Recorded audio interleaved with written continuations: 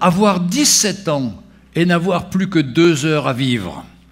Ma vie se présentait bien, quand tout d'un coup, la mort posa sa main glacée sur mon front. J'allais mourir, mais je voulais vivre.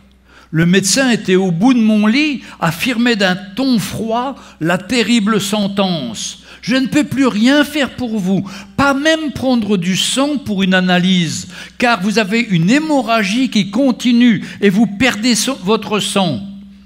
Appelez d'urgence ceux qui veulent encore voir ce jeune homme. Ce garçon ne vivra plus que 2 heures. » Mon esprit tourbillonnait. 2 heures à vivre.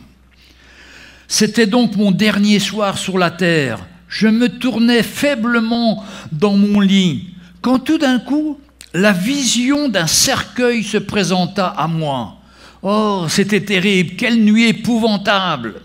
Épouvanté, je me tournais de l'autre côté du lit, quand une énorme Bible se présenta à moi. Elle était ouverte et suspendue au-dessus de mon lit. Une voix me parla comme une voix humaine ne m'avait jamais parlé. « Philippe, laquelle de ces 2 choses veux-tu choisir ce soir ?» Si je comprends bien ce que voulait dire, je comprenais bien ce que voulait dire cette voix. Dieu m'avait déjà appelé, mais j'avais toujours dit non, j'avais toujours refusé le Seigneur. Mais là, aujourd'hui, la mort était couchée dans mon lit. J'entendais les sanglots contenus de mes parents. Le docteur m'avait fait ses adieux, mais par une violente toux, je continuais à perdre tout mon sang. Quelle serait ma réponse à Dieu ? Je devais prendre une décision, la Bible ou le cercueil. Oh Dieu,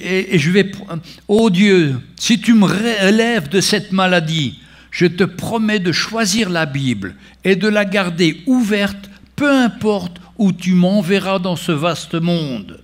La décision était prise, la paix revint en moi. Le lendemain matin, ma famille fut surprise de me voir encore en vie. Et encore plus quand je leur dis que j'avais faim. Les forces revinrent. 3 jours après, je me levais, je marchais dans la chambre. 1 semaine plus tard, je faisais ma première sortie en voiture. 3 semaines plus tard, je parle en public. Mon ministère biblique commence.